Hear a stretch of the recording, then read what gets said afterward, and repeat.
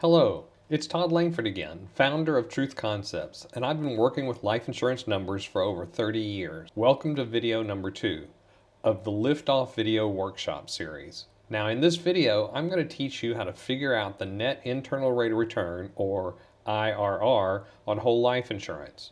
And more importantly, how knowing this information and how to prove it will help you gain even more confidence that whole life insurance is an even better place to store cash than you may have previously imagined. So if you're a financial advisor or you're anyone else helping people with their finances, like CPAs or mortgage brokers, and you aren't sure how you can calculate the internal rate of return on whole life insurance, and if you want to know the numbers even if you don't show the numbers, you'll discover how human life value-oriented, whole life friendly advisor agents like you and I can figure out the IRR on whole life insurance, and why it's critical for you to focus on this right now. In video number 1, we talked about a calculator plus a story for creating the ability to prove the impact of time in financial math, and I shared how this is going to immediately help you gain confidence in your ability to quickly identify mistakes in math around money. So if you haven't seen that video, please go back and watch it now, and then come back to this one. Today I'm going to build on what we discussed previously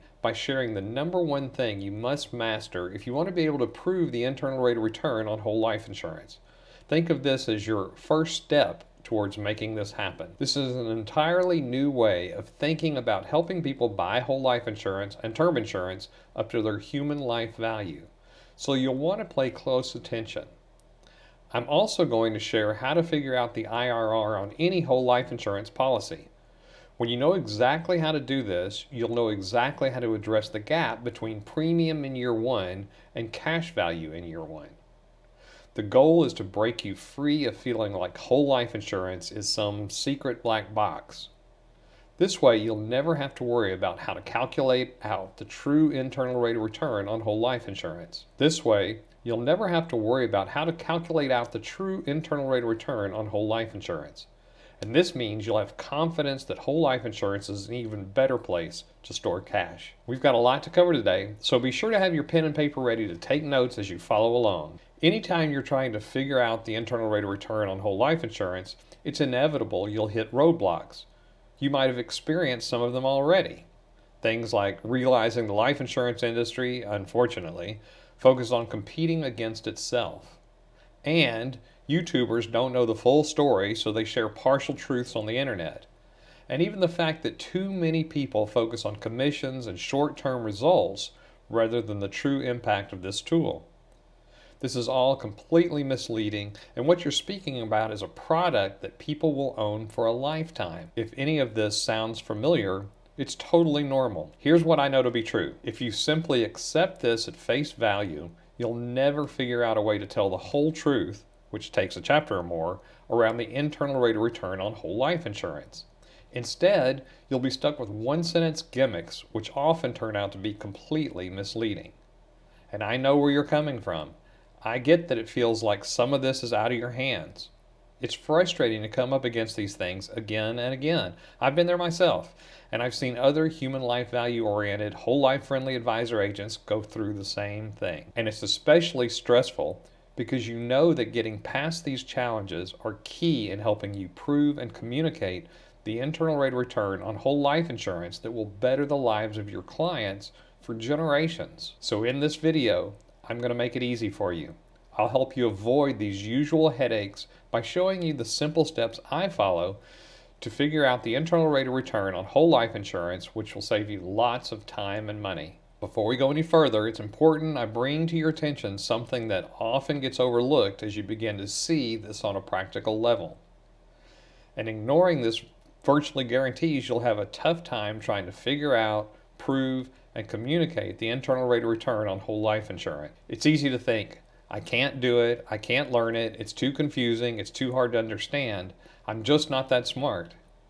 Yet, this is a dangerous assumption to make, and I don't want you falling into this trap. At some point, unfortunately, most of us believe this is true, myself included. And this big assumption is why so many human life value-oriented, whole life friendly advisor agents are struggling. Coming up, I'll reveal the truth behind the old belief that may be stuck in your head telling you, I can't do it, I can't learn it, It's too confusing and hard to understand. I'm just not that smart. And more importantly, I'll share with you what you need to know instead. Okay, so we're going to look at this policy, and I know there's some questions around commissions and taxations with the life insurance policy, and it gets a little bit confusing because the way a life insurance policy is structured. But since we're talking about the cash, what I want to do is just let's turn off the death benefit portion. Let's just look at the cash for just a minute.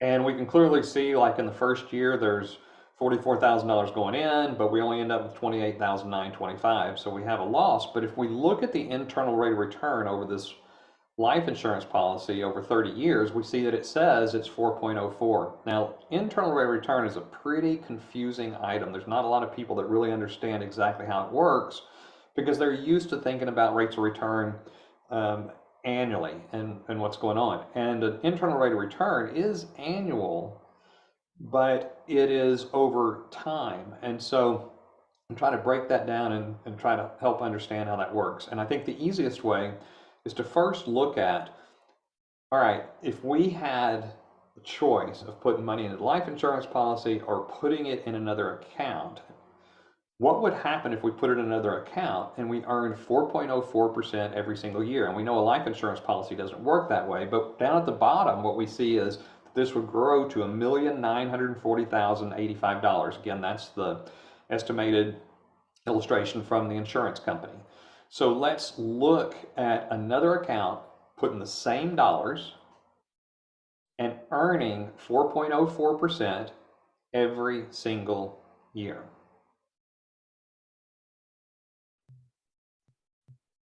Well, if we earned 4.04 on the same cash flows going into the life insurance policy every single year, we would end up with the same $1,940,085. Now, clearly in this example, on this alternate account, it is earning 4.04% every year.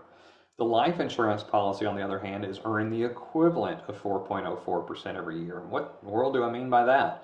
Well, let's look at the life insurance policy again, and let's look at the actual annual rates of return. So here what we see is in the life insurance policy, we actually have a negative 34.38% the first year, a negative 17.7 the next, a negative 10.9 the next, a negative 3.75 the next. Well, with these, how in the world do we get to a place where we're earning 4.04% every year, or the equivalent of it?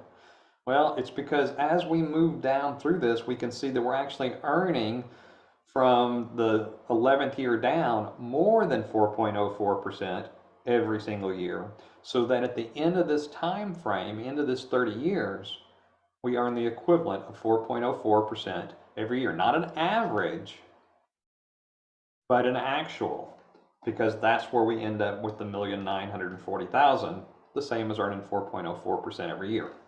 Okay, now, when we're looking at this return, the difference with the life insurance policies, internal rate of return, and what people hear about returns in other types of investments and savings vehicles is usually with the other types of assets, that return that we hear about is a gross return before fees, commissions, taxes, any of those things. With the life insurance policy, it's actually after all those are considered. So this is a net return on the life insurance policy. This is after all commissions are paid. They're not coming out on top of what's happened here. And the taxes don't have to be paid on an annual basis. If we look at the alternate account, we would have to take those things into consideration. So even if we could earn 4.04% on this account, and let's just assume initially that this is a regular bank account, that maybe we could do this on CDs. We can get somewhere close to that, I think, right now. Who knows where that'll be in the future, but for right now, let's say we could earn this 4.04 each year. Well, if we did that, we would have to pay taxes on it. And based on a 32% marginal tax bracket, every dollar after that would have to be taxed at 32%. What we see is we'd have this string of payments that would have to come out of this account to keep this account going. And so at the end of this time frame, we'd only end up with $1,505,000 rather than the $1,940,000 we had in the life insurance policy. And that's because the 4.04 was gross and the taxes had to be paid out of the earnings. Now, in order to have this keep up, we can see up there at the top, it tells us that we would have to earn 5.94% every year to be equivalent to the 4.04 that we're seeing in the life insurance policy. So let's test that and see if it's true.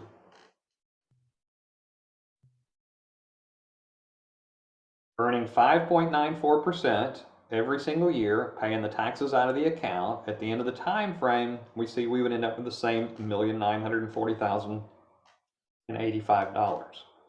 So while that's not the internal rate of return on the life insurance policy, the life insurance policy earned the equivalent of 5.94 when compared to another asset that is taxable at 32% marginal bracket. Now, where would we earn 5.94? I don't think we can do that at any bank rate. So now then we're looking at having to go to another place, out into the securities industry, maybe for maybe some stocks, some bonds, some other pieces. And if we did that, we're going to take on an additional cost, and that is going to be management fees. And at a minimum, we would expect 0.5% per year. Well, when we look at the management fees of a total of 358,000 cumulatively over that time frame, it actually took away a little over 400,000 from our asset because they had to come out of the account along the way. And it shows us now at the top that we'd have to earn 7.56% every single year to be able to pay the taxes and the commissions on this account and still end up in the same place as the life insurance policy. So again, let's see if that's true. And so we're going to take this account, assume we could earn 7.56% every single year, pay the taxes out of the account, pay the 1.5% management fees, and voila, we end up at the end with the same $1,940,085. So while the 4.04 that we see in a life insurance policy is net of fees and commissions, when we're looking at other assets in a comparison, it's typically gross. And so we have to earn quite a bit more than that in order to keep up with the life insurance policy. Now, let's look at the chart, Kim, if you would. The second one up there. And go ahead and turn up that one. So here we see two lines representing the growth in these two options. The gold line is the alternate account. In other words, if we did not put money into the life insurance policy over the time frame, and we can see that it would be ahead of the life insurance policy along the way by a bit, and because the life insurance policy is the blue line, but at the 30-year mark, they actually become the same amount. Now, let's take that out another 20 years. So let's go out a total of 50 years and see what it looks like. At that point, it crosses over, and over this time frame, we can see that we would end up with, in the life insurance policy, a bit more. And actually, we could see what that was. Click on the comparison, Kim. So here in this comparison, we can see our alternate account end of year value of a little less than $5 million, $4,987,000, and the life insurance policy at $5.7 million. So the life insurance policy actually has $766,000 more dollars in it at that point in time, even though on the front end it was a little bit behind. If one of the things that happens with this, and we're going to incorporate that, part of what pulls the return down on the life insurance policy is the fact that it does have a death benefit with it. There's a cost for having that incorporated. Now, this line is all net of those costs, but I think we need to look at what that benefit is to see what we're getting as well as this cash that's in here. So if we look at the legacy, what we see now is this purple line. So if death were to occur at any point in time, this is the coverage that would be in place for the heirs over that time frame. And let's take this out to a more reasonable life expectancy. So let's go out 80 years. And so that would be age 89. And at that point in time, this is the difference that we would see. If we didn't put money in the life insurance policy and we could earn 7.56% per year, every single year, with no down years, no 2008, 2009, no fluctuations in what the market did, and we stayed at that 7.5% the whole time frame, we would end up with, after taxes and commissions, about $17 million. If we put money in the life insurance policy based on the estimates of what they're currently earning, then what we would see is a future asset value of about $21.5 million. So $4 million more. Again, all net of commissions and fees. And if death were to occur at that point in time, the heirs would get $24.8 million or $7 million more than what we would have if we had it in the market or some other place earning 7.56. So the idea of commissions is very different when we're talking about the life insurance policy because it's already included in the net results versus when we look at commissions elsewhere. The other thing that gets confusing about it is we hear about the high commissions in life insurance policy because life insurance policy commissions are paid by the insurance company. They don't actually come directly out of what's contributed in the life insurance policy, but it's paid by the insurance company and only based on the premiums in the first year. And then maybe a little bit of a trailer after that. Whereas what happens with typical management fees / commissions, certainly in the securities industry, is that 1.5 sounds like a lot less than 55%. The difference is the 1.5 is every year, and it's on the whole balance of what the account is. So hopefully this clears it up. If not, please reach back out. This is a difficult thing to get your head around. A lot of times, the idea of IRR, a lot of people talk about it, but it's difficult to understand how it really works. And we just need to remember that what the main thing is, it's what you would have to earn equivalently elsewhere to get to the same end result. One of the things that was asked was about looking at rate of return and internal rate of return. And so let's go back and look at that on the life insurance policy and see how that differs. And so if we look at the permanent life insurance, and let's just look at the spreadsheet, and let's turn on an IRR column in here. We see the annual rate of return column, so that's the equivalent of what it's actually earning each year. But let's look how that compares to the internal rate of return. And this shows how different it is over time. A lot of people look at an internal rate of return calculation and they say, well, we lost 34% in the first year, which we can see is the same as our annual rate of return in that year. Why? Because the annual rate of return is always just for 1 year. It's what happened 1 year. So the first year, they're going to be the same. The next year, the internal rate of return is actually less than what the annual rate of return is. Why? Because on an internal rate of return calculation, it is always carrying the good or the bad of all the previous years to give an actual rate of return over the whole time frame. So if we only held this policy for, in this case, 3 years, then we would have lost the equivalent of 16.72% each year. Once we get down here to the 10th year, we can see, oh, now we've got a positive rate of return of 0.19. Now from an annual increase each year, we actually got to a positive rate of return in year 5, where we can see that 0.83.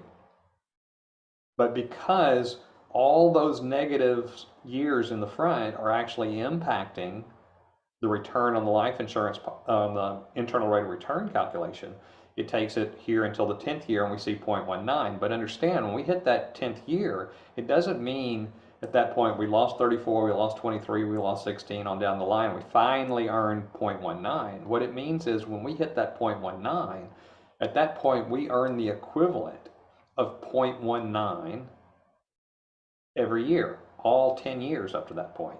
And if we go to the next year, we earn the equivalent of 0.81 every year prior to that, and on down the line. And so that's why when we get down here to the end and we see that 4.04% at the 30-year mark that we were used to, that's the equivalent of earning 4.04 every single year prior to that. And so that's where it gets difficult to really understand how an IRR works. But the beauty of IRR is it is really a levelizer that shows you the actual difference between one decision and another in the most accurate possible way. Let's do a quick review of what we covered today. First, we saw a whole new way to think about the internal rate of return on whole life insurance. You can use what you've learned here today to immediately help you know the numbers even if you don't show the numbers. Plus, you found out how to prove the internal rate of return on whole life insurance, counting in all of the costs and the gains. So now you know with clarity and certainty how to address that question when clients bring it up. It's been a jam-packed video, so make sure you review your notes and put this into action right away. Speaking of taking action, before we go today, please leave me a comment right below this video. Tell me, what will life look like a year from now once you've applied all this? Figuring out how to know the numbers, even if you don't show the numbers, increases your confidence that whole life insurance is an even better place to store cash. What does that look like to you? Get clear about the impact it'll have on your life, the lives of your family, and those around you. Let me know in the comments below. And if you found this video useful, please share it on Facebook, X, or simply share this link with a friend. In the next video, I'm going to show you the entire framework of a 15-year versus 30-year mortgage discussion, done properly, following the scientific method of changing only one variable at a time, so you can be very confident in knowing how to speak about this. Also, you can be very clear that there is a difference between objective and method. It will build on everything we've talked about today, and most importantly, it outlines everything from the opportunity cost involved in this decision to the psychological impact of getting clarity around the difference between one's objectives of what someone wants to accomplish versus the method used to get it done. I believe this is one of the most valuable trainings in the whole workshop. You'll walk away with so much clarity about how everything fits together, and you'll see the areas that are most important for you to look at right now. So if you're a financial advisor, life insurance agent, CPA, or anyone who helps people with their personal finances, this will give you the exact track to run on so you can prove the whole truth around the very emotional topic of homes and mortgages. And if you're already experienced in this space, you'll learn the specific steps you can take right now to amplify the momentum you already have. Plus, you'll identify a few things which are likely holding you back from full efficiency in the way you want to be able to help the people around you. The next video is all about equipping you for long-term success and giving you the big picture strategy for making the progress you're after. Just by learning what we covered today, you're one step closer to your ultimate goal.